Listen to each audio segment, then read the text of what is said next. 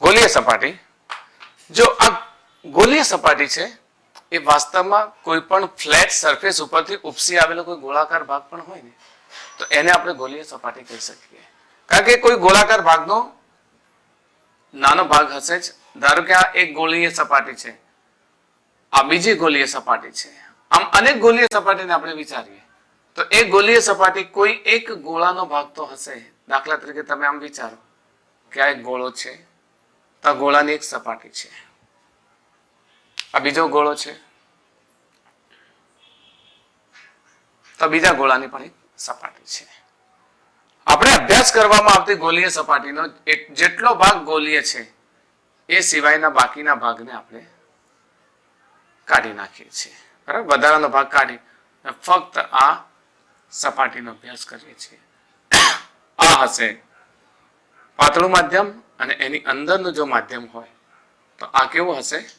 ઘટ્ટ માધ્યમ. ઓકે, તો આ પ્રમાણે માધ્યમને સમજવા માટે એક ગોલીય સપાટીનો વિચાર કરી લઈએ અને ગોલીય સપાટી પાસે થતું વક્રીભવન. અગત્યની વાત એ છે કે એના દ્વારા આપણે લેન્સનું સૂત્ર પણ તારવી શકીશું. એના પછી લેન્સ શું છે એ પણ આપણને ખબર પડશે. એના પરથી લેન્સ મેકરનો ફોર્મ્યુલા પણ મેળવી શકીશું.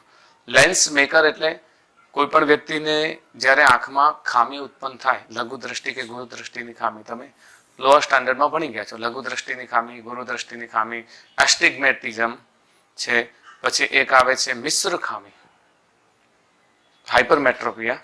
તો આ બધી જે ખામી છે એ ખામી અનુસાર આપણી આંખને લેન્સ જોઈએ.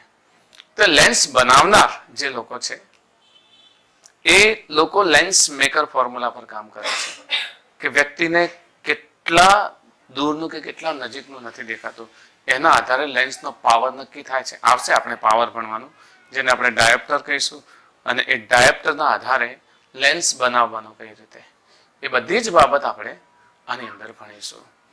તો શરૂઆત કરીએ, લેન્સ સમજીએ એ પહેલા લેન્સ દ્વારા વક્રીભવન સમજવા માટે ગોલીય સપાટી વડે થતું વક્રીભવન સમજવું જરૂરી છે. તો આપણે વિચાર કરી લે કે ગોલીય સપાટી છે આપણી પાસે. ધારો કે ગોલીય સપાટી છે. હવે આ ગોલીય સપાટી વડે થતા વક્રીભવનનો અભ્યાસ કરવો છે તો આ ગોલીય સપાટીને આપણે આ પ્રમાણે વિચારી લઈએ. હવે આ ગોલીય સપાટીને આ બહારનું માધ્યમ છે એ ધારો કે હવાનું હોય તો એનો η1 લઈએ, પાતળો માધ્યમ, અને આ કાચનું માધ્યમ છે તો એનો વક્રીભવનાંક η2 લઈએ. હવે અહીંયા જે ગોલીય સપાટી હશે એનું કોઈ કેન્દ્ર તો હશે જ, સેન્ટર તો હશે ને. આપણે આમ એક ગોલીય સપાટીનો વિચાર કરીએ તો એનું એક કેન્દ્ર હશે. એ કેન્દ્રને પહેલા તો આ ગોલીય સપાટીનું જે કેન્દ્ર છે એ કેન્દ્રને આપણે P કહીએ, અને અહીંયા આ સપાટીનું વક્રતા કેન્દ્ર છે એને C કહીએ. તો P અને C માંથી પસાર થતું એક કાલ્પનિક રેખા, એક કાલ્પનિક રેખા પસાર થાય જેને આપણે એની અક્ષ કહીશું. અક્ષ. ઓકે, તો આ અક્ષ અને પોલ, મતલબ કે વક્રતા કેન્દ્ર અને પોલ, એમ પણ આપણે કહીએ કે અહીંયાથી આપાત થયેલું પ્રકાશનું કિરણ સીધું નીકળે. કેમ સીધું નીકળશે? કારણ કે આ સપાટીને લંબ છે. લંબ હોય તો હંમેશા C માંથી પસાર થાય. હંમેશા પ્રકાશનું કિરણ શામાંથી પસાર થાય? C માંથી. લંબ સ્વરૂપે આપાત થયેલું કિરણનું વક્રીભવન થતું નથી. આપણે જાણીએ છીએ ને સપાટી ભલે એ વક્ર હોય છતાં પણ અહીંયા તમે એક વિચાર લો કે એનો લંબ છે, સ્પર્શક છે, તો સ્પર્શકને લંબ રૂપે એટલે સપાટીને લંબ રૂપે આપાત થયેલું કિરણ ત્રિજ્યાવર્તી દિશામાં હોય એ હંમેશા ગોલીય સપાટીને લંબ હોય, એ પણ તમે વિચારી શકો. તો આવી એક સપાટી છે. આ સપાટી પોતે ઘટ્ટ માધ્યમ છે. આ સપાટીને વિચારી લે કે આ સપાટી પોતે ઘટ્ટ માધ્યમ છે. ઘટ્ટ માધ્યમ હશે એટલે આપણે એને થોડુંક ડાર્ક લઈ લઈએ કે આ ઘટ્ટ માધ્યમ છે. હવે આ ઘટ્ટ માધ્યમમાં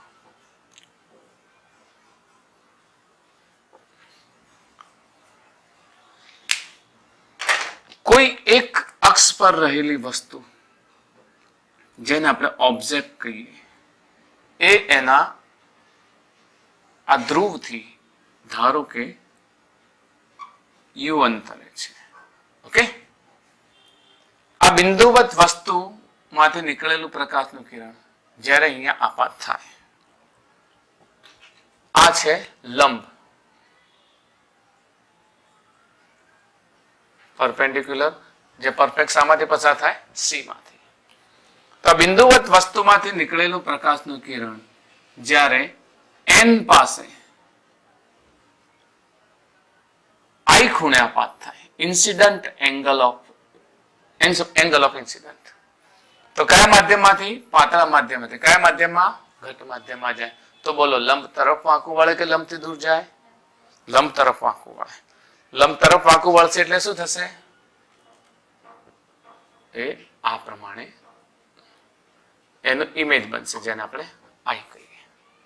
ઓકે, ને આ એનો રિફ્લેક્ટિવ એંગલ છે, જેને આપણે શું કહીશું? આર કહીશું. તો આપાત કિરણ, વક્રીભૂત કિરણ, આ સપાટીએ દોરેલો લંબ, બધું જ છે. મતલબ અહીંયા વક્રીભાવનનો નિયમ લાગુ પડે. પણ આપણે જ્યારે ઇમેજ મેળવીએ છીએ, એ ઇમેજનું અંતર અહીંયાથી ધારો કે વી છે, અને અહીંયા આર એની વક્રતા ત્રિજ્યા છે. તો આખી જ બાબતને સમજવા માટે આપણી સાઇન પદ્ધતિ એટલે સમજો છો ને, ચિહ્ન વાળી પદ્ધતિ. આપાત કિરણ કઈ દિશામાંથી આવે છે? આ દિશામાંથી. એટલે આ દિશા કેવી થશે? નેગેટિવ. અને આ દિશા કઈ થશે? પોઝિટિવ. કારણ કે આપાત કિરણની દિશા આ છે ને, તો દિશાને પોઝિટિવ ગણો, તો આ દિશા પોઝિટિવ છે, અને આ દિશા કેવી થશે? નેગેટિવ થશે. ઓકે, કારણ કે અહીંયા એમ પણ અહીંયા ઉગમ બિંદુ હોય તો આ તરફના બધા અંતર કેવા હોય? માઇનસ, નેગેટિવ, ને આ તરફના પોઝિટિવ અંતર હોય. તો આ ગોલીય સપાટી વડે થતું વક્રીભવન મેળવવું છે. વક્રીભવન મેળવવા માટે આપણી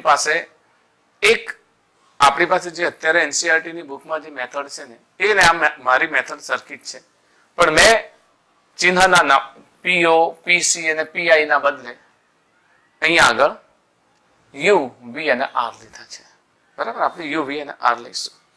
અને બીજું કે એ અંતર લેવા માટે અહીંયાથી આપાત કિરણ છે ને, એ ધારો કે આલ્ફા ખૂણે આપાત થાય.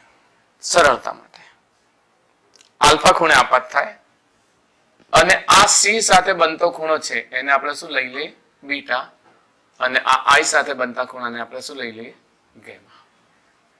આપણી પાસે કેટલા ત્રિકોણ બને છે?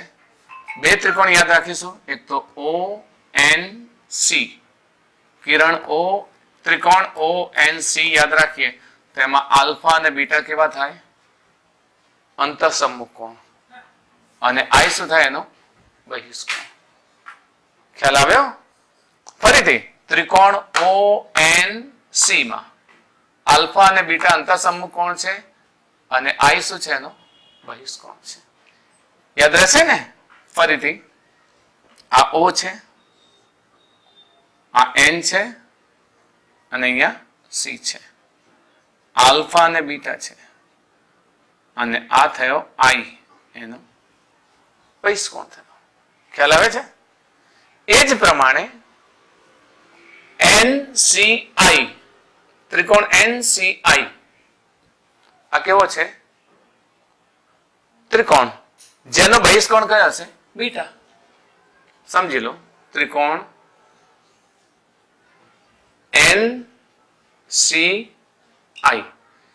એમાં ગેમા અને આર અંતઃસમ્મુખ કોણ છે, અને બીટા શું છે? બહિષ્કોણ છે.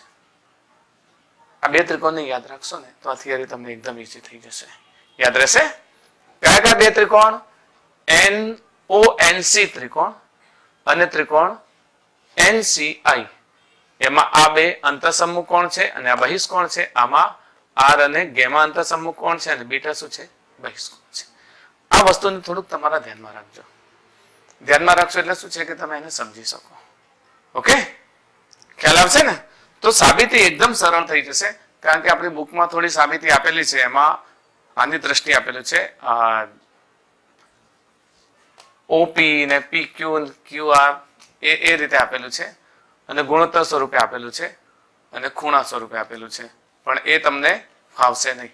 એનો એમને આ રીતે લખેલું છે NOP NOC ને NCP, એના બદલે આપણે આલ્ફા બીટા ગેમા એ પ્રકારે લઈ લઈશું, તો જ્યારે પણ આનો ઉપયોગ કરીએ એટલે તમે સરળતાથી સમજી શકો. બરાબર છે? તો આ એકદમ સરળ યાદ રહી જાય એ રીતે છે. આપણે એકવાર આ ગોલીય સપાટીનું માટે થોડીક નોંધ કરી લઈએ. જો અહીંયા આકૃતિમાં વક્રતા કેન્દ્ર C ધરાવતી અને R વક્રતા ત્રિજ્યા ધરાવતી ગોલીય સપાટી છે. આ સપાટીના ધ્રુવ P થી U અંતરે બિંદુવત વસ્તુ O છે, જેનું પ્રતિબિંબ ઘટ માધ્યમમાં I મળે છે. બરાબર. બીજું કે η1 વક્રીભવનાંક ધરાવતા માધ્યમમાંથી O માંથી આવતું પ્રકાશનું કિરણ N બિંદુએ આપાત થાય છે અને પછી તે માધ્યમમાં વક્રીભવન પામે છે. આ Pn ખૂબ જ નાનું હોવાથી I અને R શું છે? એકદમ સૂક્ષ્મ બનશે, એકદમ નાના. હવે આકૃતિની ભૂમિતિ યાદ રાખશો. ચલો, મેં બે ત્રિકોણની વાત કરી હતી. કયા કયા બે ત્રિકોણ લીધા હતા? ત્રિકોણ ONB માં, યાદ છે ને? ત્રિકોણ ONB માં I બહિષ્કોણ છે, આલ્ફા અને બીટા શું છે? અંતઃસમકોણ છે. એ જ પ્રમાણે ત્રિકોણ CNI માં બીટા બહિષ્કોણ છે, R અને ગેમા શું છે? અંતઃસમકોણ છે. યાદ રહેશે?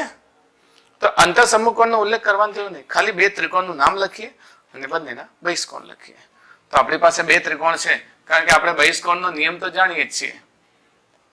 ત્રિકોણ ONC માં ONC અને ત્રિકોણ CNI માં અનુક્રમે કયા કયા? I અને ખૂણો I અથવા I જ લખીએ, I અને બીટા શું છે? બહિષ્કોણ છે. ચલો, બહિષ્કોણ હોય તો I નું માપ કેટલું થશે?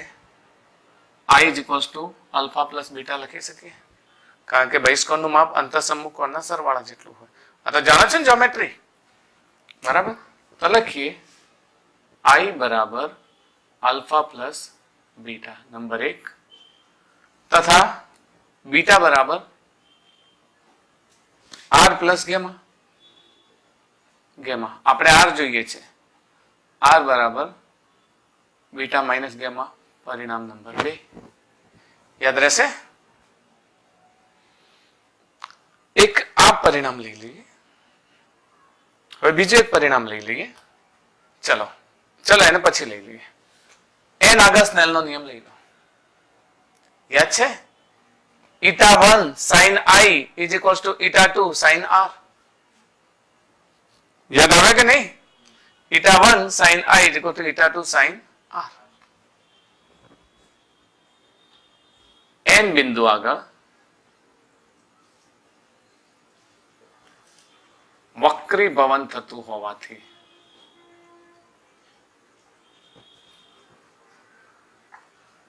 હોવાથી સ્નેલનો નિયમ લેતા. ચલો, સ્નેલનો નિયમ શું થશે? η1 sin I is equals to η2 sin R. Okay, I અને R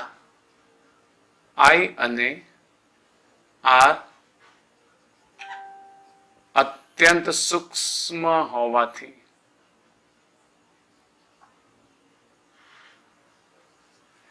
sin I બરાબર I તથા sin R બરાબર R લઈ શકે ને? ખૂબ જ નાનો હોય તો sin I બરાબર I.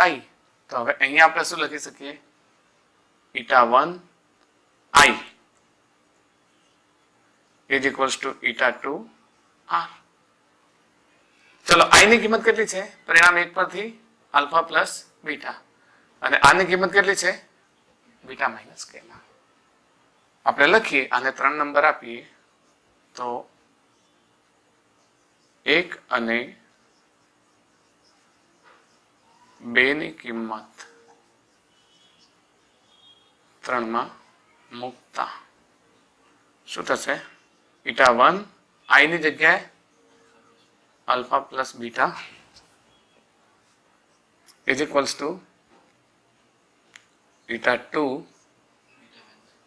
Beta minus gamma. Number 4. Okay, હવે આપણે એક સૂત્રને યાદ રાખીએ. અહીંયા તમને યાદ હશે, આ જે વાસ્તવમાં આપણે ધારો કે આ એક એમ લઈ લઈએ તો NM આ અત્યંત નજીક હોવાથી આ બધા જ અંતરો ક્યાંથી લઈએ છીએ? આપણે અહીંયાથી લઈએ છીએ. વાસ્તવમાં આનું અહીંયાથી અંતર ને આનું અહીંયાથી લેવું જોઈએ, પણ આ અત્યંત નજીક હોવાથી P અને PM કેવું છે? અવગણી શકાય. તો પછી tan લેવું હોય તો tan આલ્ફા સામેની બાજુ ભાગ્યા પાસેની બાજુ થાય. tan બીટા સામેની બાજુ ભાગ્યા પાસેની બાજુ લઈ શકાય. tan ગેમા સામેની બાજુ ભાગ્યા પાસેની બાજુ લઈ શકાય. પરંતુ આપણે એ તો જાણીએ છીએ કે I અને R અત્યંત સૂક્ષ્મ છે. I અને R અત્યંત સૂક્ષ્મ છે તો tan ના બદલે ફક્ત ખૂણો લખીએ તો પણ ચાલે. તો ફક્ત ખૂણો લખીએ તો alpha is equals two NM upon U લખી શકીએ. Beta is equals two NM upon R. આ તો નજીક જ છે ને. અને gamma is equals two NM upon U V લખી શકીએ. અને જો પહેલો નિયમ યાદ રાખો તોય ચાલે. થીટા નો રેડિયન માં ખૂણો બરાબર ચાપ ભાગ્યા ત્રિજ્યા લખી શકાય. ખૂણો બરાબર ચાપ ભાગ્યા ત્રિજ્યા અત્યંત નજીક છે એટલે ગોળાકારનો જ ભાગ હોઈ શકે એવું માની લઈએ. એ રીતે લવશો તો પણ ચાલશે, પણ આપણને tan વાળી થિયરી આપી છે તો tan વાળી લઈ લઈએ. બરાબર, અહીંયા લખી શકીએ કે આલ્ફા બીટા અને ગેમા અત્યંત સૂક્ષ્મ હોવાથી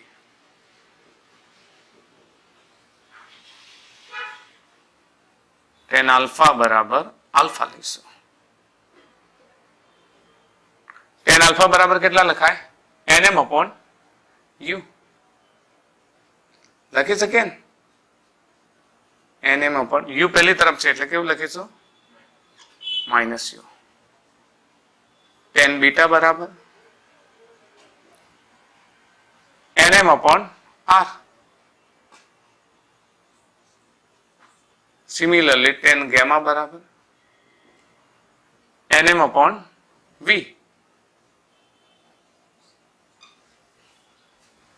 લખી શકીએ. એનો મતલબ આલ્ફા બરાબર NM upon minus U, beta બરાબર NM upon R અને ગેમા બરાબર NM upon V. આખાને પરિણામ નંબર 5 આપીએ. ઓકે, હવે કાં તો આની ડાયરેક્ટ કિંમતો મૂકીએ અથવા આનું સાદુરૂપ આપીએ. પહેલા સાદુરૂપ આપી દઈએ. ચાલો આને થોડુંક આગળ સાદુરૂપ આપીએ. સમીકરણ 4 પરથી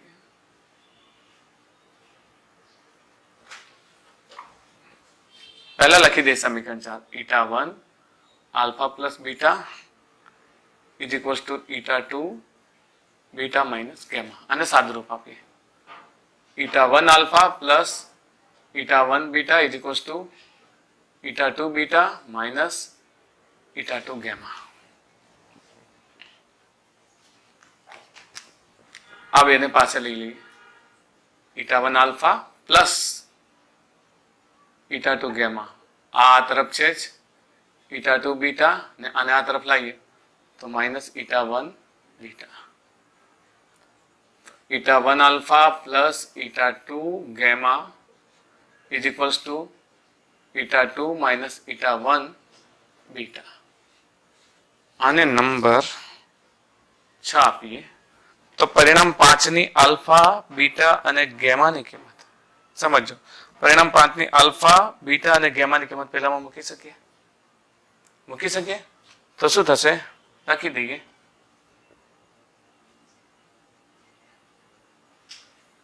પરિણામ 5 ની કિંમત લેતા η1 અલ્ફાની જગ્યાએ nm upon minus u દેખાય છે ને આલ્ફા તો અહીંયા જો nm upon minus u બીટાની જગ્યાએ nm upon r અને ગામાની જગ્યાએ nm upon v લખીશું plus η2 nm upon v is equals to η2 minus η1 અને બીટાની જગ્યાએ nm upon r શું બધામાંથી nm તો નીકળી જાય તો આપણું સૂત્ર શું થશે minus η1 upon u plus η2 upon v is equals to η2 minus η1 upon r જે ગોલીય સપાટી વડે થતા વક્રીભવનનું સૂત્ર છે ઓકે આપણને જ કહે છે ગોલીય સપાટી વડે થતા વક્રીભવનનું સૂત્ર છે પણ આની અંદર એક ટોપિક યાદ રાખીએ સૂત્ર આનું જ રહેશે પણ જેમ આપણે પહેલામાં આપાત કિરણ ક્યાંથી થાય છે યાદ છે ને વાસ્તવિક ઊંચાઈ અને આભાસી ઊંચાઈ વાસ્તવિક ઊંડાઈ અને આભાસી ઊંડાઈમાં અહીંયા પણ એ જ બાબત યાદ રાખશો કે આપાત કિરણ ક્યાંથી આપાત કરવામાં આવે છે અહીંયા આપાત કિરણ ક્યાંથી આપાત કરવામાં આવ્યું પાતળા માધ્યમમાંથી અને કયા માધ્યમમાં જાય છે ઘટ માધ્યમમાં અને જો ઘટ માધ્યમમાંથી આપાત કરવામાં આવે તો સૂત્ર શું થાય આપણે આ સૂત્ર સાબિત કર્યું કોના માટે પાતળા માધ્યમમાંથી ઘટ માધ્યમ માટે લખી દઈએ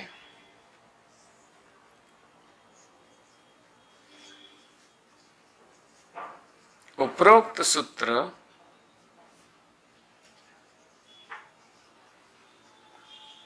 આપાત કિરણ પાતળા માધ્યમમાંથી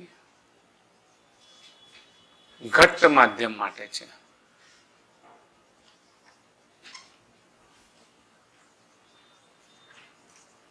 યાદ રાખશો આ સૂત્ર બરાબર પરંતુ તમને આમ કહ્યું કે જો આપાત કિરણ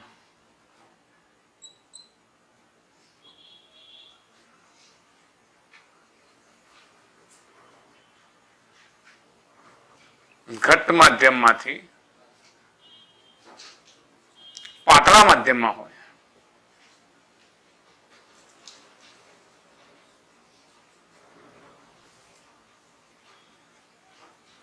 હોય તો માઇનસ η2 upon u પહેલો કયો વક્રીભવનાંક લખવાનો જ્યાંથી આપાત થાય છે પહેલો કયો લખવાનો વક્રીભવનાંક જ્યાંથી આપાત થાય છે બીજો જેમાં પ્રવેશ છે η1 upon v અહીંયા પણ પહેલો કયો જેમાં પ્રવેશે છે માઇનસ η2 ને છેદમાં r યાદ રહેશે બિલકુલ ઉલટાઈ જાય η1 ની જગ્યાએ η2 લખી લો પણ અહીંયા યાદ રાખવા માટે શું છે કે જ્યાંથી આપાત થાય છે એ અને જેમાં પ્રવેશે છે અહીંયા પ્રવેશે છે અને આપાત થાય છે યાદ રહેશે ને તો આ પદ્ધતિ પ્રમાણે આપણે હવે લેન્સને સમજીશું આ યાદ રાખશો તમે આ બંને સૂત્રો યાદ રાખશો આ કયું આપાત કિરણ પાતળા માધ્યમમાંથી ઘટ માધ્યમમાં આ ઘટ માધ્યમમાંથી પાતળા માધ્યમમાં બદલાઈ જશે લેન્સ ભણીશું ને ત્યારે આની ખાસ જરૂર પડશે આપણે યાદ રહેશે ને તમને અને બીજી વાત કે લેન્સમાં બે વક્રીભવનકારક સપાટીઓ હશે કારણ કે ગોલીય સપાટી કેટલી હશે બે તો બે વક્રીભવનકારક ગોલીય સપાટી હશે તો એ જગ્યાએ બંને સપાટી માટે આપણે અલગ અલગ સમજવું પડશે અને એ સમજવા માટે આ થિયરી અગત્યની છે યાદ રહેશે minus η1 upon u plus η2 upon v is equal to η2 minus η1 upon r આ છે પાતળાથી ઘટ માધ્યમ માટે અને ઘટ માધ્યમમાંથી પાતળા માધ્યમ માટે minus η2 upon u plus η1 upon v is equal to η1 minus η2 upon r યાદ રહેશે ને તો આ વસ્તુ સમજી અને હવે આપણે સમજીએ અરીસા માટે પેલા લેન્સ માટે બે ગોલીય સપાટી હોય છે એટલે લેન્સ માટે થતું વક્રીભવન સમજીએ ઓકે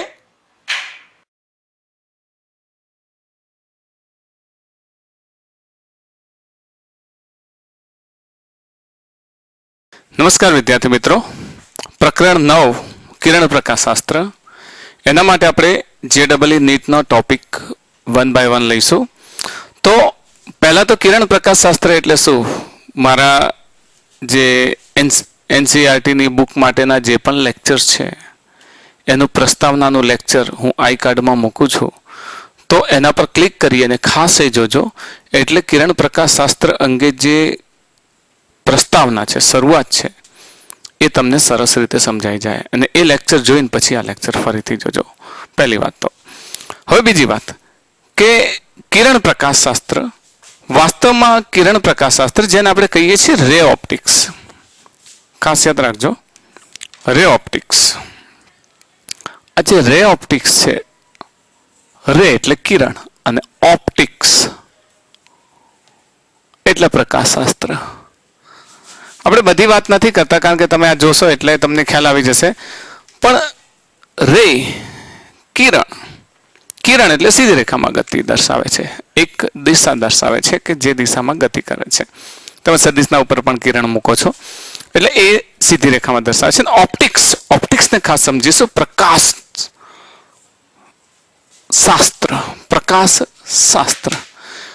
શાસ્ત્ર એટલે પ્રકાશનો અભ્યાસ. પ્રકાશ બેઝિકલી શું છે? વિદ્યુત ચુંબકીય તરંગોનો વર્ણપટ છે. વિદ્યુત ચુંબકીય તરંગોનો એવો વર્ણપટનો વિસ્તાર, એક ચોક્કસ વિસ્તાર છે.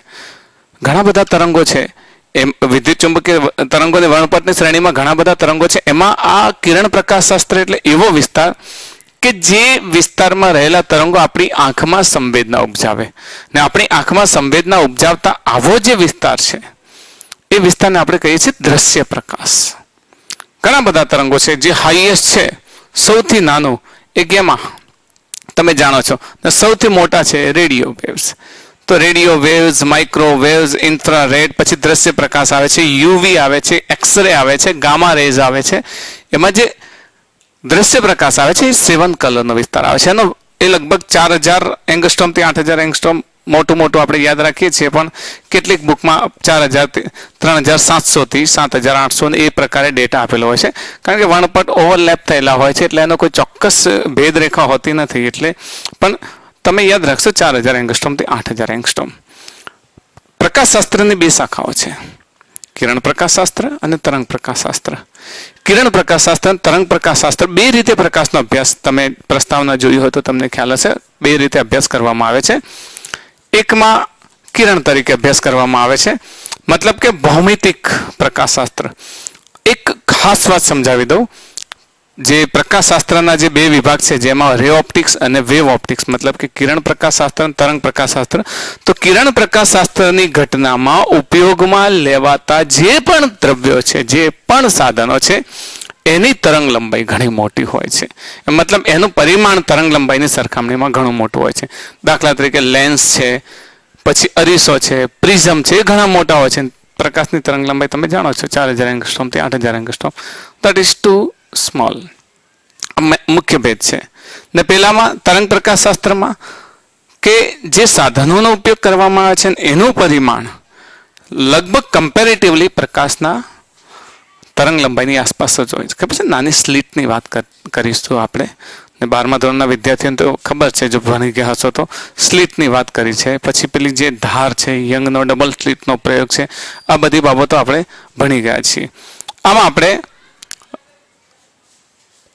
વિવર્તનના કિરણ પ્રકાશશાસ્ત્રમાં આપણે ભણીશું પરાવર્તન, વક્રીભવન અને પૂર્ણાંતરિક પરાવર્તન. આ બધી ઘટનાઓ ભણીશું. પેલામાં વ્યતિકરણ, વિવર્તન, ધ્રુવીભવન, આ બધી ઘટનાઓ ભણીશું. તો ખાસ આ વાત આપણે યાદ રાખીશું. રે ઓપ્ટિક્સમાં જે સૌથી પહેલો ટોપિક આવે છે ને એ આવે છે સમતલ અરીસો. આપણી NCERTની બુકમાં આજે મારી ઈચ્છા છે કે હું સમતલ અરીસા વિશે જ બધી વાત કહું. સમતલ અરીસો, અતથી ઇતિ સુધી સમતલ અરીસાની જ વાત કરવી છે આજના લેક્ચરમાં, ભલે મોટું લેક્ચર થાય. તો સમતલ અરીસો, આપણે અરીસા ભણી ગયા છીએ, એમાં આ અરીસો કેવો છે કે જેની સપાટી સીધી સ્ટ્રેટ હોય છે, સમતલ અરીસા. સમતલ અરીસાને આપણે સંકેતમાં આ રીતે પણ દર્શાવીએ છીએ. એક કાચ હોય છે, એની એક તરફ પડ ચડાવેલું હોય છે, જેથી બીજી સપાટી કેવી બને છે? અપરાવર્તક સપાટી છે. અપરાવર્તક સપાટી, પરાવર્તક સપાટી છે. તમારા ઘરમાં પણ તમે ઉપયોગ કરો છો ને એ જ અરીસો, તમારા જે કબાટમાં હોય કે ડ્રેસિંગ ટેબલમાં હોય છે એ અરીસો, એ સમતલ અરીસો જ છે. સમતલ અરીસામાં એક મુખ્ય ખાસિયત છે, કારણ કે સમતલ અરીસાની ઘટનાઓ તમારી એનસીઆરટીની બુકમાં એક પણ ઉલ્લેખ નથી. તમે કદાચ 10મા ધોરણમાં સમતલ અરીસા અંગે થોડી બાબત ભણી ગયા હશો, પરંતુ સમતલ અરીસા અંગે પ્રશ્નો ઘણા બધા પૂછાય છે અને ઘણા વેરાયટી વાળા પ્રશ્નો છે. તો આ સમતલ અરીસા અંગે થોડીક વાત સમજીએ કે આ સમતલ અરીસાથી પ્રતિબિંબ કઈ રીતે રચાય. તો પ્રતિબિંબ રચાવાની ઘટના સમતલ અરીસા વડે, ધારો કે આ અરીસો છે, સમતલ અરીસા. ધારો કે સમતલ અરીસાથી થોડે દૂર તમે એક વસ્તુ મૂકી છે, બરાબર? વિચારી લઈએ કે આ એક વસ્તુ તમે મૂકી છે.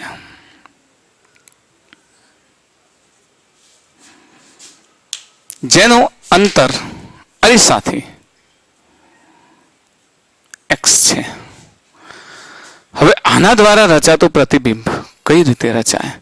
તો એ પ્રતિબિંબની રચના જોવા માટે તમારે ખાસ સમજવાનું છે કે બે પ્રકારે પોઈન્ટ ઓબ્જેક્ટ પણ આવે છે. આપણે પોઈન્ટ ઓબ્જેક્ટથી શરૂઆત કરીએ. ચલો, પોઈન્ટ ઓબ્જેક્ટ, બિંદુવત.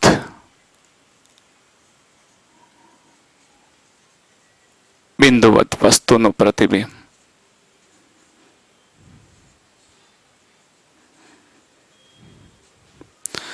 ધારો કે બિંદુવત વસ્તુ છે, તો વસ્તુમાંથી આવતા પ્રકાશના કિરણને બે રીતે કલ્પના કરો. ધારો કે એક મેં આ રીતે કલ્પના કરી લીધી, બરાબર? તો આ પ્રકાશનું કિરણ એ વાસ્તવમાં એ જ એંગલથી પરાવર્તન પામે, અને એક પ્રકાશનું કિરણ આ વિચારી લઈએ તો આ તો જાય છે, રિટ્રેક્ટ થાય છે. પણ જો આને સીધી રેખામાં ગણીએ તો આ બિંદુએ આજે ધારો કે O હોય તો O' એનું પ્રતિબિંબ રચાય. પછી આ છે એ વાસ્તવમાં અહીંયા આવે છે, પરંતુ એ આ પ્રકારે પરાવર્તન થઈ જાય છે. તો આમ પરાવર્તન થઈને આવતું કિરણ અને અહીંયાથી જઈને આવતું કિરણ, તો આ બંને કિરણો એક જગ્યાએ ભેગા થાય તો જેટલું અંતર, ધારો કે x અંતર હોય તો એટલું જ અંતર x એના ઇમેજનું હોય. મતલબ કે આ છે વસ્તુ અને આ છે પ્રતિબિંબ. પ્રતિબિંબની ખાસિયત માટે ખાસ યાદ રાખજો વાત કે પ્રતિબિંબ માંથી પસાર થતી સીધી રેખા હંમેશા અંતર આપણે લંબ લઈએ છીએ. એટલે આ જે અરીસો હોય અથવા અરીસાને સાંકળતી જે રેખા છે એને લંબ. આપણે વિવિધ વસ્તુઓના પ્રતિબિંબની પણ ચર્ચા કરીએ છીએ. તો આ તો થઈ બિંદુવત વસ્તુ માટે. બિંદુવત વસ્તુ માટે કોઈ મોટા પરિમાણિક વસ્તુ હોય, મોટા પરિમાણની વસ્તુ માટે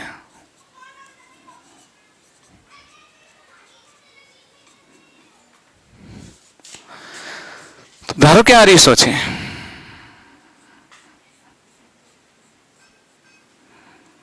અને આ એક વસ્તુ છે, વિચારી લો. તો આમાંથી આવતો પ્રકાશનું કિરણ એક સીધું વિચારી લઈએ અને એક આ પ્રમાણે વિચારી લઈએ. તો આ પ્રમાણે એ જે સીધું વિચારીએ રિટ્રેક્ટ થઈને અહીંયા આવે તો આ A છે એનું આપણને શું મળશે? A'. તો એ એક આ પ્રમાણે વિચાર લઈએ અને થોડો વધારે મોટો અરીસો અહીંયા વિચાર લઈએ. તે આ પ્રમાણે આગળ જાય, પણ વાસ્તવમાં એનું પ્રતિબિંબ A' જગ્યાએ રચાય છે અને આ B છેડાનું પ્રતિબિંબ એ જ પ્રમાણે B' સ્થાને રચાશે. ધારો કે આ એક લઈ લીધું તો એ પરાવર્તન થઈને આમ જાય અને અહીંયા તો આપણને આ વસ્તુ અને આ પ્રતિબિંબ આ પ્રમાણે મળે છે. રે ડાયાગ્રામમાં વધારે કોઈ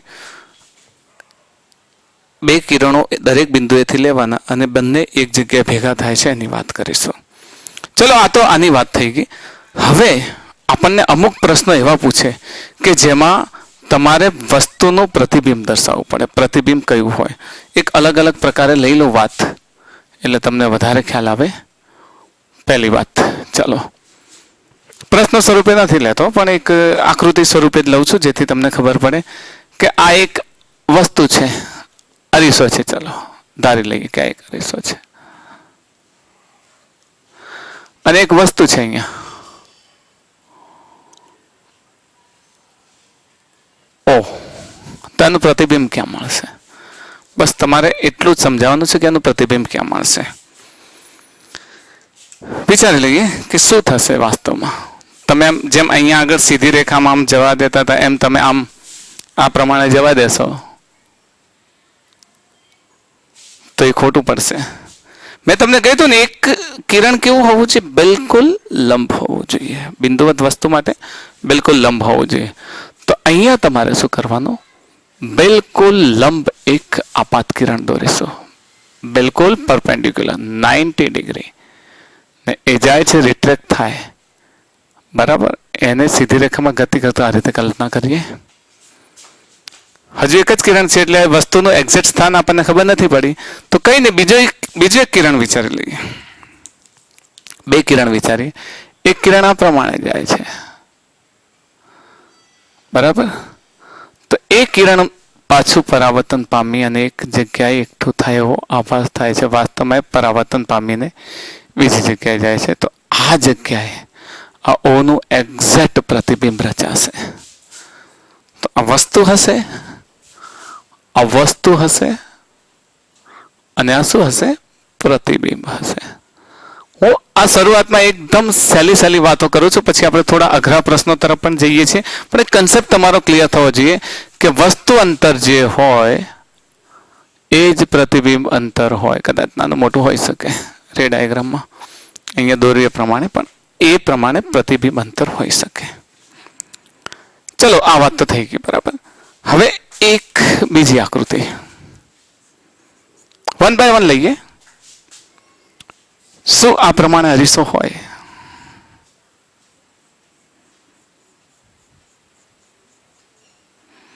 અને વસ્તુ, નાનો અરીસો લઈએ, અને વસ્તુ અહીંયા છે, ઓહ, અને તમને કહેવામાં આવે કે ઓનું પ્રતિબિંબ મેળવો.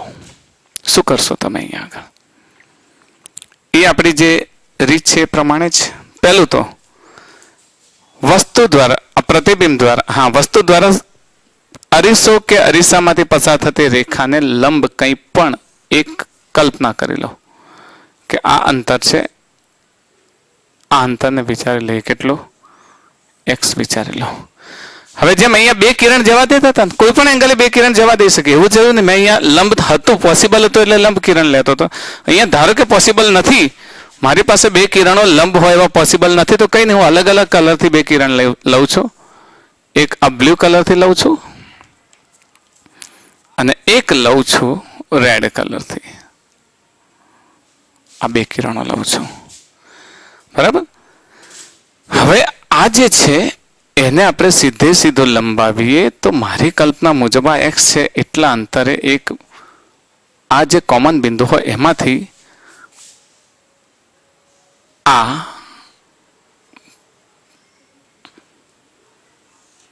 પસાર થતું હોય એવું લાગે છે. જો ને આ પણ એ જ પ્રમાણે પસાર થતું એવું લાગે છે. દેખાય છે? તો આ અરીસો છે, અરીસો છે, બે કિરણો, એ બે કિરણો એકચ્યુઅલી તો પરાવર્તન પામે છે. જો આ વિભાગને આ બે કિરણો શું થાય છે? પરાવર્તન પામે છે. પરંતુ જ્યારે એને બીજી દિશામાં જોવામાં આવે તો કોઈ એક પોઈન્ટ આગળ એકઠા થતા દેખાય છે, ને એકઠા થતા દેખાય છે. એ જ એનું શું છે?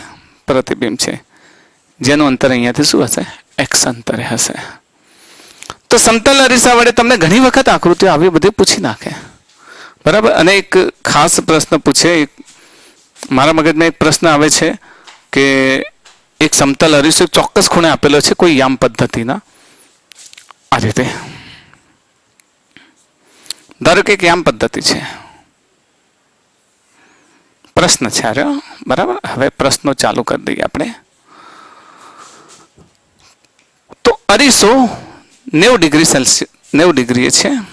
એક એંગલ લઈ લઈએ કે જે 90 ડિગ્રી અરીસાને મૂકેલો છે ને 45 ડિગ્રી આના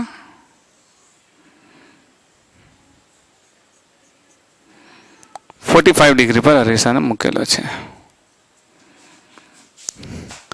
અને વસ્તુ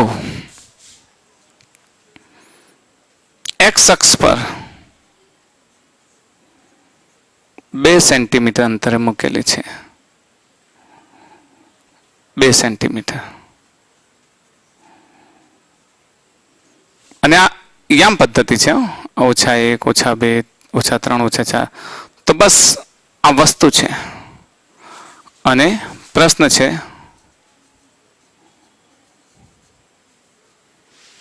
પ્રતિબિંબના યામ શોધો. આપણા વિકલ્પો લઈ લે A, B, C અને D. વિકલ્પો આપણે લઈ લઈએ. 20 √20 A √2 20 √20 પછી A 0 -2 અને 0 -√2. ચલો શું વિચારશો અહીંયા? આ બધા કન્સેપ્ટ આધારે વિચાર કરો કે શું કરશો આપણે. તો એ જ આપણે જે કન્સેપ્ટ અહીંયા લીધો હતો એ જ કન્સેપ્ટ લઈએ આપણે. ચલો આ અરીસાની સીધી રેખાને લંબાઈ દીધી આ પ્રમાણે લંબાઈ દીધી. ઓકે, હવે લંબાવ્યા પછી જેટલું અંતર અહીંયા છે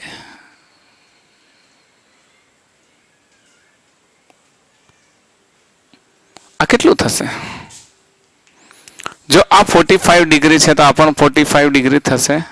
જરા ઝૂમ કરશો એટલે દેખાય. આ 45 ડિગ્રી છે તો આ પણ 45 ડિગ્રી થશે. જો 2 છે તો આ શું થશે? એનો કર્ણ થશે. જો આ એક બાજુ છે આ બીજી બાજુ છે તો આ શું થશે? એનો કર્ણ થશે. અને પરાવર્તનના નિયમ મુજબ જેટલા અંતરે અહીંયા છે એટલા જ અંતરે અહીંયા પણ પ્રતિબિંબ રચાવવું જોઈએ. અહીંયા આપણે જોયું છે ને જેટલા અંતરે આ છે એટલા જ અંતરે આ તરફ રચાવવું જોઈએ.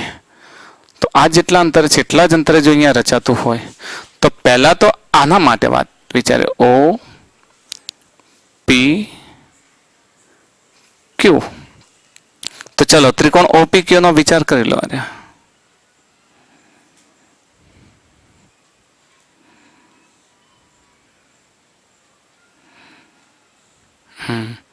આ 45 છે આ 2 છે તો આ કેટલું થશે? ઓફકોર્સ √2 થશે ને. તો 2 સ્ક્વેર 4 √2 તો આ થશે √2. હવે બધું મારે તમને ગણતા ના શીખવાડવાનું કારણ કે ભૌમિતિક રીત તો તમે જાણો જ છો કે ભૌમિતિક રીતે કઈ રીતે થઈ શકે. તો હવે આ આખો ત્રિકોણ થાય. આપણે તો આના યામ જોઈએ છે ને તો આખા ત્રિકોણનો વિચાર કરીએ તો આ થશે 2 પછી આ થશે અહીંયા પોઈન્ટ લઈએ તો √2 એટલે આખું થશે 2 √2. તો આ થઈ ગઈ એક બાજુ, આ થઈ ગયો કર્ણ, આ બીજી બાજુ. તો આ કેટલી થશે? 2 થશે. ઓકે, તો અહીંયાથી જે અંતર હશે એ વાસ્તવમાં આ 2 સેન્ટીમીટર જ હશે. પણ વિચારો કે આ વાય યામનો પોઝિટિવ સેક્શન છે તો નેગેટિવ સેક્શન છે તો અહીંયાનો -2. પહેલા તો એક્સ યામ કેટલો થશે? 0 અને વાય યામ કેટલો થશે? -2. Then this is our right answer. ખ્યાલ આવી ગયો હશે કદાચ. ન આવ્યો હોય તો ફરીથી સમજી લો. આ ત્રિકોણની વાત વિચારી લો. આ ત્રિકોણમાં આ પ્રમાણે છે. જો આ તો 2 છે તો આ કર્ણ થઈ ગયો અને આ થઈ ગયો. તો આ 2 છે તો આ કેટલો થશે? √2 કારણ કે આ 45 છે તો આ 45 તો આ બે સમાન હશે તો આ 2 હોય તો √2 થશે કાટકોણ ત્રિકોણના નિયમ મુજબ. હવે એટલો ને એટલો અહીંયા પણ હશે તો આ પણ √2 બનશે. પછી આ ત્રિકોણ બને છે ને આ ત્રિકોણ બને છે એટલે આ 2 મળશે અને આ 2 માઇનસ દિશામાં છે એટલે 0 -√2. આની ગણતરી કરવાની કોઈ જરૂર નથી, તમે ઓરલી પણ આને સમજાવી શકો છો. આ બધી વાત સાદી સાદી હતી, એકદમ સિમ્પલ હતી. હવે આપણે જરાક એડવાન્સ લેવલે વાત કરીએ તો હવે આપણે સમજીએ છીએ જે સમાંતર અરીસાઓ હોય એ સમાંતર અરીસાઓ વડે જે પરાવર્તન થાય છે અને એની જે જાદુઈ ઘટનાઓ છે એના અંગે આપણે થોડીક વાત સમજી લઈએ. જો મિત્રો, નેક્સ્ટ ટોપિક છે બે સમાંતર સમતલ અરીસા વડે રચાતા પ્રતિબિંબની સંખ્યા. એકચ્યુઅલી પ્રતિબિંબની સંખ્યાની વાત કરીએ અને પછી આમાં ઘણા બધા પ્રશ્નો પણ ફેરવી પૂછે છે, એટલે આપણે થોડીક ટેકનિક યાદ રાખીશું. સમાંતર અરીસા. સમાંતર અરીસાની કાલ્પનિક આકૃતિ આપણે આ રીતે દોરીએ કે સમાંતર અરીસા આ પ્રમાણે હોય. આ એક અરીસો છે, આ પ્રમાણે.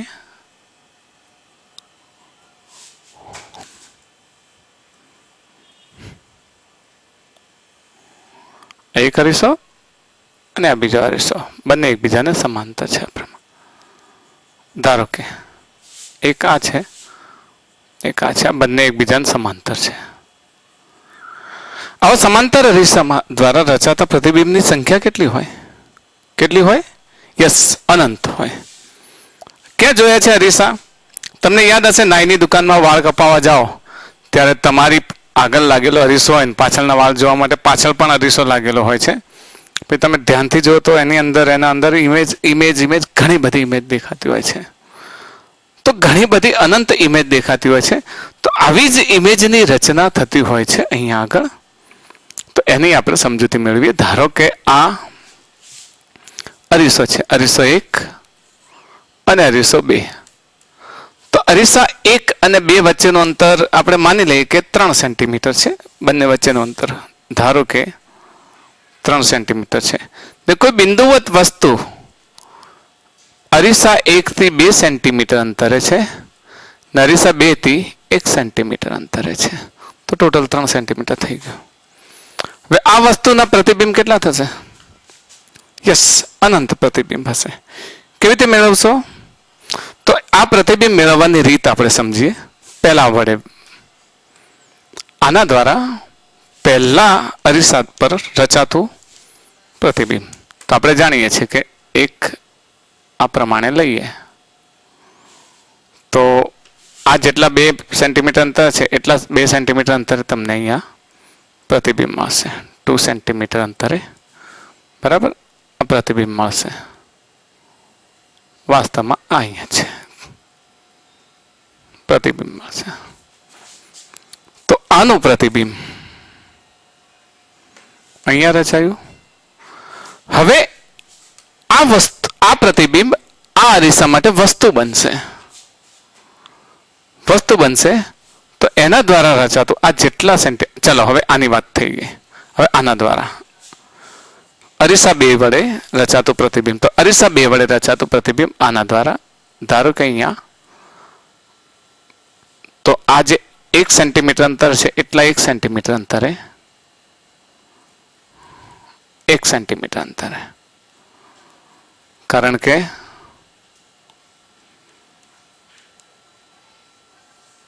આ પ્રમાણે. હવે તો કે આના દ્વારા રચાયેલું પ્રતિબિંબ 2 સેન્ટીમીટર અંતરે, મતલબ કે આના દ્વારા આ પ્રમાણે આ 1 આ 2 પહેલા પ્રતિબિંબ. તો હવે બીજા પ્રતિબિંબનું પ્રથમ પ્રતિબિંબ, બીજા અરીસાનું પ્રથમ પ્રતિબિંબ પહેલા અરીસા માટે બીજું વસ્તુ તરીકે વર્તશે. તો આના દ્વારા રચાયેલું પ્રતિબિંબ કેટલા સેન્ટીમીટર? આ વાસ્તવમાં કઈ રીતે જાય છે? તો આ 1 સેન્ટીમીટર અને આ અરીસા માટે આ પ્રતિબિંબ બને તો 2 ને 1 3 ને 1 4. તો અહીંયાથી 4 સેન્ટીમીટર અંતરે વસ્તુ અહીંયા મળશે. કેટલા? 4 સેન્ટીમીટર અંતરે. તો આ બનશે વસ્તુ. પછી શું આ બહાર જશે? નહીં, ફિલ્ડ ઓફ વ્યૂ ની બહાર નથી જતા, કારણ કે બહુ નજીક હશે. અનેક મળી શકે. તો હવે પહેલા અરીસાનું બીજું પ્રતિબિંબ બીજા અરીસા માટે બીજું વસ્તુ બનશે. ફરીથી પહેલા અરીસાનું પ્રથમ પ્રતિબિંબ પહેલા અરીસાનું પ્રથમ પ્રતિબિંબ બીજા અરીસા માટે બીજું પ્રતિબિંબ બનશે. મતલબ બીજા અરીસા માટે વસ્તુ બનશે, પણ એ વસ્તુ કયા પ્રતિબિંબ માટે? તો કે બીજા પ્રતિબિંબ માટે. ફરીથી બીજા અરીસાનું પ્રથમ પ્રતિબિંબ પ્રથમ અરીસાની બીજી વસ્તુ બનશે. તો એ જે વસ્તુ છે એનું પ્રતિબિંબ આપણને અહીંયા મળ્યું. એ જ રીતે પ્રથમ અરીસાનું પ્રથમ પ્રતિબિંબ બીજા અરીસા માટે બીજા પ્રતિબિંબનું વસ્તુ બનશે. તો બીજા અરીસાના પ્રતિબિંબ માટે જવાબદાર હશે. આપણે શબ્દોને થોડોક ફેરવીએ. બીજા અરીસાનું પ્રથમ પ્રતિબિંબ પ્રથમ અરીસાના બીજા પ્રતિબિંબ માટે જવાબદાર છે, અને પ્રથમ અરીસાનું પ્રથમ પ્રતિબિંબ બીજા અરીસાના બીજા પ્રતિબિંબ માટે. તો કઈ રીતે મેળવીશું? વિચારો તો કે આ અરીસાથી અંતર આનું મેળવીએ તો કેવી રીતે લઈશું અંતર? તો કે 1 સેન્ટીમીટર, 2 સેન્ટીમીટર અને 2 બીજા સેન્ટીમીટર, તો 5 સેન્ટીમીટર. તો અહીંયાથી 5 સેન્ટીમીટર અંતર વિચારી લઈએ. 5 સેન્ટીમીટર. તો આના દ્વારા મળતું પ્રતિબિંબ આપણને અહીંયા મળશે અને આ આગળ જશે. પ્રશ્ન એવો પૂછાય છે કે બે સમાંતર અરીસા રાખેલા છે, બીજા અરીસા વડે મળતા ત્રીજા પ્રતિબિંબનું અંતર શોધો. બીજા અરીસા વડે મળતા ત્રીજા પ્રતિબિંબનું અંતર શોધો. તો આવા પ્રશ્નો તમને પૂછે. તો આવા પ્રશ્નો પૂછવામાં ઘણી બધી રે ડાયાગ્રામ હજુ આગળ જવા દો. તો ફરીથી બીજા અરીસાનું બીજું પ્રતિબિંબ પ્રથમ અરીસાના ત્રીજા પ્રતિબિંબ માટે જવાબદાર છે. તો પ્રથમ અરીસાનું ત્રીજું પ્રતિબિંબ મેળવવું છે. ચલો વિચારી જુઓ. આ 5 સેન્ટીમીટર અંતરે છે અહીંયાથી. ઓકે, પણ આ અરીસા માટે આ 5 સેન્ટીમીટર પ્લસ 3 એટલે 8. તો અહીંયા કેટલા સેન્ટીમીટર મળશે? 8 સેન્ટીમીટર. ઓકે, હવે આ વસ્તુ આના માટે આનું બીજું પ્રતિબિંબ પેલાના ત્રીજા માટે જવાબદાર છે. તો 4 અને 3 7. તો 7 સેન્ટીમીટર અંતરે મળશે. ફરીથી પ્રથમ અરીસાનું પ્રથમ પ્રતિબિંબ બીજા અરીસાના બીજા પ્રતિબિંબ માટે જવાબદાર. બીજા અરીસાનું પ્રથમ પ્રતિબિંબ પહેલા અરીસાના બીજા માટે, પ્રથમ અરીસાનું પ્રથમ પ્રતિબિંબ બીજા અરીસાના બીજી વસ્તુ માટે જવાબદાર. એ જ રીતે અહીંયા યાદ રાખશો, આ બીજો નંબર તો એનું પ્રતિબિંબ અહીંયાનો કયો હશે? ત્રીજો નંબર. આનો પહેલો નંબર તો એનું પ્રતિબિંબ અહીંયા કયો હશે? બીજો નંબર. આનો ત્રીજો નંબર તો આનું પ્રતિબિંબ અહીંયા કયો હશે? ચોથો નંબર. તો આનું 1 તો આના 2, આનું 2 તો આનો 3, આનો 1 તો આનો બીજો નંબર, આનો 2 તો આનો ત્રીજો નંબર. ઓકે, તો 1 માટે 2 એ પ્રમાણે યાદ રાખશો. આ બધી વાત યાદ રાખો ત્યારે ઘણી બધી મુશ્કેલી પડે છે. તો આના માટે એક શોર્ટ મેથડ વિચારી છે મેં, કે જેથી તમારે પૂછેલા પ્રશ્નોના તમે જવાબ બહુ સરળતાથી આપી શકો. પહેલાં તો પ્રશ્ન કેવો પૂછી શકે એ જ સમજી લઈએ, કે અહીંયા જ આના માટે જ વિચારીએ કે અરીસા 1 વડે મળતા અરીસા 1 વડે મળતા બીજા પ્રતિબિંબનું અરીસા 2 થી અંતર શોધો. જો આ પ્રમાણે બનાવશો તો અરીસા 1 વડે મળતા બીજા પ્રતિબિંબનું અરીસા 2 થી અંતર શોધો. તો 4 અને 3 7. ઓકે, પણ આ વાતને જો તમે આ રીતે દર્શાવો કે પહેલા પ્રતિબિંબને યાદ રાખશો, પહેલું યાદ રાખશો કે 2 છે તો 2 નંબર. આ રીતે આ પહેલાને યાદ રાખશો. પહેલાનું કેટલું? 2 સેન્ટીમીટર, આનું 1 સેન્ટીમીટર. તો 1 અને આ 2. આનું કેટલું છે? 2 સેન્ટીમીટર ને આનું, એટલે 2 યાદ રાખીએ, સેન્ટીમીટર સમજીશું આપણે, ઉપર લખી દઈએ. ને આનું 1 યાદ રાખીશું. તો ટોટલ 2 ને કેટલા થશે? 3. તો હવે બીજા અરીસાનું જે પ્રથમ પ્રતિબિંબ હશે ને, હવે 3 ઉમેરતા જાઓ. ચલો 2 ને 3 5. તો ક્યાં મળ્યું? આ મળ્યો. આના પ્રથમ માટેનો બીજું પ્રતિબિંબ. પછી આના પ્રથમ માટેનું આ પ્રથમ પ્રતિબિંબ તો લખ્યા, 3 ઉમેરતા જાઓ તો 1 ને 3 4, તો આ ચોથું મળ્યું. આ બે તો આવી ગયા. હવે બીજાનું પહેલું કેટલા, જો આ બીજો અરીસો છે, એનું પહેલું 1 છે, બીજું 5 આવ્યું. આનું પહેલું 2 સેન્ટીમીટર છે, બીજું કેટલા આવે 4 આવે. બસ 3 ઉમેરતા જાઓ. 3 ઉમેરો, 4 ને 3 7, આમાં 3 ઉમેરો, 5 ને 3 8, આમાં 3 ઉમેરો 11, આમાં 3 ઉમેરો 7 ને 3 10, ફરી ઉમેરો 13, આમાં ઉમેરો 14.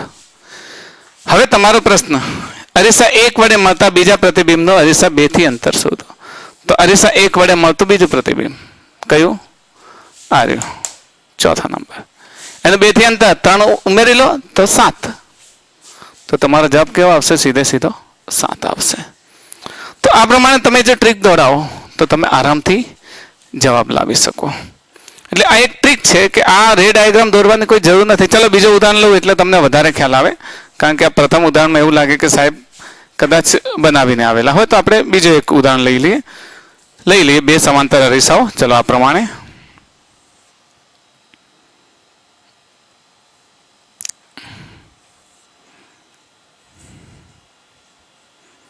પ્રશ્ન પૂછાય એ પ્રમાણે તમારે જવાબ આપી દેવાનો. બરાબર? આ પ્રમાણે ચલો હું વિચારી લઉં કે અહીંયા 9 સેન્ટીમીટર અંતર છે બંને અરીસા વડે. આવું વિચારી લઉં તો અહીંયા 3 સેન્ટીમીટર અને અહીંયા 6 સેન્ટીમીટર વિચારો. ઓકે, 3 સેન્ટીમીટર અને 6 સેન્ટીમીટર. હવે આનો રે ડાયાગ્રામ વિચારીએ તો હવે આપણે એવું નથી કરવું, બધાના રે ડાયાગ્રામ નથી વિચારવા, પણ પ્રથમ કેટલું 3, પહેલું પ્રતિબિંબ કેટલું થશે 3 સેન્ટીમીટર, ને આનું કેટલાય મળશે યસ 6 સેન્ટીમીટર. આ 3 સેન્ટીમીટર અને આ 6 સેન્ટીમીટર. સમતલ અરીસાનો ટોપિક આવતો નથી એટલે આપણે આને ધ્યાનથી સમજવું પડશે. પહેલો મળી ગયો. બસ, તો હવે આપણે આપણા એ જ નિયમને યાદ રાખીએ. આમ તો આનું પ્રથમ પ્રતિબિંબ આના બીજા પ્રતિબિંબ માટે જવાબદાર હશે. મતલબ આ જે પ્રથમ પ્રતિબિંબ છે ને બીજા માટે વસ્તુ બનશે. તો આમ તો જોવા જઈએ તો 3 ને 9, 9 3 12, એ બધી વાત પછી કરીએ. એના કરતાં આને 1 નંબર આપી દીધો છે અને આને 2 નંબર આપી દઈએ. ચલો, this is number 1 and this is number 2. ચલો, આનું પ્રથમ પ્રતિબિંબ કેટલા સેન્ટીમીટર અંતર હતું? 6. આ સેન્ટીમીટર લખી દઈએ, અહીંયા સેન્ટીમીટર લખીશું. ના કેટલા છે? 3. તો 6 ને 3 કેટલા થયા? 9. તો અહીંયા 9 ઉમેરો તો 15, અહીંયા 9 ઉમેરો તો કેટલા થશે? 12. ફરી 9 ઉમેરો 21, અહીંયા 9 ઉમેરો 24, ફરી 9 ઉમેરો તો 30, અહીંયા 9 ઉમેરો તો 33. હવે આપણે તમને સમજ પડી ગઈ હશે કે તમને હવે કોઈ પ્રશ્ન પૂછે કે પ્રથમ પ્રતિબિંબ વડે રચાતા ત્રીજા પ્રતિબિંબ, પ્રથમ અરીસા વડે રચાતી ત્રીજી વસ્તુનું બીજા અથવા પહેલાથી અંતર શોધો. તો ત્રીજીનું પ્રથમ વડે રચાતા ત્રીજી એટલે કેટલા છે? 6. પછી બીજું કયું હશે? 12. પછી કયું હશે? 24. તો અંતર કેટલું થશે? 24. અને જો પહેલાથી કે તો 24 ને 9 33.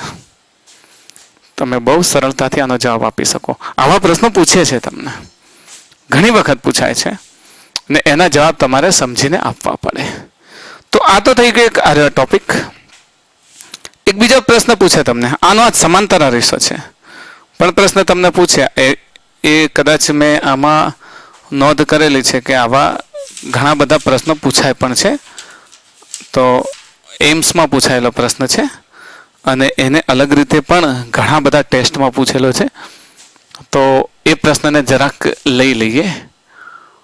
બરાબર, અલગથી લઈ લઈએ પ્રશ્નને. દોરીને જ સમજીએ. ધારો કે આ એક અરીસો છે અને બીજો અરીસો છે. સમાંતર છે બંને, આ રીતે છે. અને બંને વચ્ચેનું અંતર, હા, બંને વચ્ચે એક વસ્તુ છે આ જગ્યાએ, ઓબ્જેક્ટ છે જેનું અહીંયાથી પણ 1 સેન્ટીમીટર અંતર છે અને અહીંયાથી પણ 1 સેન્ટીમીટર અંતર છે. ઓકે, તો આપણને પ્રશ્ન પૂછ્યો છે કે કેટલા પ્રતિબિંબ મળશે.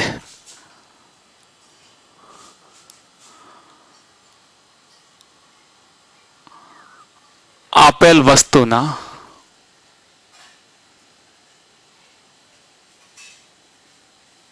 કેટલા પ્રતિબિંબ મળશે.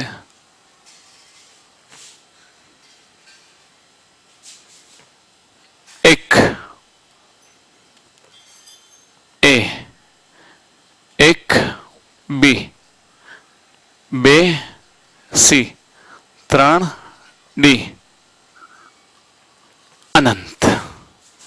આપણે આ બધા કિસ્સામાં અનંત આવે છે, તમે જાણો છો, આગળ જશો એટલે બધા અનંત બનશે, અહીંયા પણ અનંત બનશે, આ બધા અનંત બનશે. તો એ કિસ્સામાં જોઈ લો, યસ, 1 2 3 અને અનંત. તો શું કહી શકો તમે, કેટલા પ્રતિબિંબ બનશે? વિચારો. જો પહેલી વાત તો કે આ અરીસાના ફિલ્ડ ઓફ વ્યૂમાં આ અરીસો નથી ને આ અરીસાના ફિલ્ડ ઓફ વ્યૂમાં આ અરીસો નથી. ફિલ્ડ ઓફ વ્યૂ એટલે એટલા વિસ્તાર કે જ્યાં અરીસો હોવો જોઈએ. છતાંય જો વિચારીએ કે આ અરીસા, આ ઓબ્જેક્ટમાંથી અહીંયા જો એક વસ્તુ ગઈ તો આ પ્રમાણે પસાર થશે. હવે એ પસાર થઈને પેલામાંથી તો થશે નહીં, બરાબર? તો આનું પ્રતિબિંબ ઓફકોર્સ અહીંયા મળશે. ઓડેસ પહેલું પ્રતિબિંબ મળ્યું, પણ આ હવે બહાર જતું રહેશે, આનામાંથી પરાવર્તન નહીં થાય.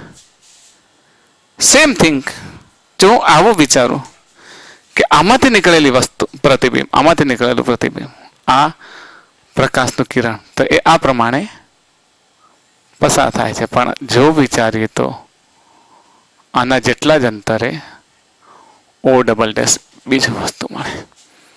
તો આ 1 અને 2, તો કેટલા પ્રતિબિંબ થયા? 2 પ્રતિબિંબ. કેટલા પ્રતિબિંબ મળે? 2 પ્રતિબિંબ. આ ટેસ્ટમાં પૂછાયેલો પ્રશ્ન છે, પણ એમ્સમાં આનો એક અલગ પ્રશ્ન પૂછાયો છે. આ જ દાખલો છે, વિકલ્પો પણ આ જ છે, પણ પ્રશ્ન કેટલા પ્રતિબિંબ મળશે એના બદલે એવો પ્રશ્ન પૂછે કે O સ્થાને રહેલા એક વ્યક્તિને, let me check the question, એક જ સમયે વધુમાં વધુ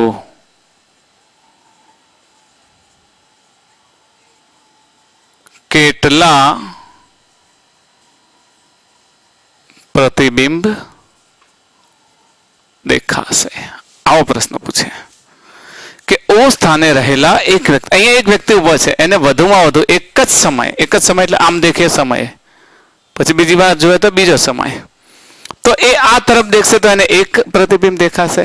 તો એક જ સમય એક પ્રતિબિંબ દેખાયું, બીજા સમય બીજી વખત જોઈએ તો બીજી તરફનું એક દેખાય છે, મતલબ એક જ દેખાય છે. તો વધુમાં વધુ કેટલા પ્રતિબિંબ દેખાશે એક જ સમયે? તો એક જ સમય વધુમાં વધુ એક જ દેખાશે. તો એવા સમય આપણો જવાબ શું આવશે?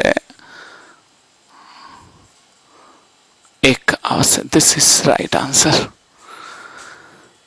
આ ક્યારે આપણને ખબર હોય? જ્યારે તમે લોજિકલી વિચારો કે આ જે સમાંતર અરીસા છે, સમાંતર અરીસા વડે મળતા પ્રતિબિંબની સંખ્યા, કયા પ્રતિબિંબનું કયા સ્થાન છે, એની આજે એક શોર્ટ ટ્રીક છે, ખાસ યાદ રાખજો. અને આવા પ્રશ્નો જો તમને પૂછાય તો જો તમે સમતલ અરીસાને બરાબર ભણેલા હો ને તો તમે સમજાવી શકો, નહીતર ઘણી મુશ્કેલી પડે. આ તો થયા 2 સમાંતર સમતલ અરીસા. હવે આપણે એ ટોપિક લઈએ છીએ કે સમતલ અરીસાઓને ચોક્કસ ખૂણે રાખવાથી કયા પ્રકારે પ્રતિબિંબ મળે, અને ઘણા બધા વિદ્યાર્થીઓ સૂત્ર જાણતા છે, પણ એની પણ એક લિમિટેશન હું જણાવું છું. તો ચલો એક ચોક્કસ ખૂણે મૂકેલા અરીસાઓ માટેના થોડાક દાખલાઓ અને સમજૂતી જોઈએ.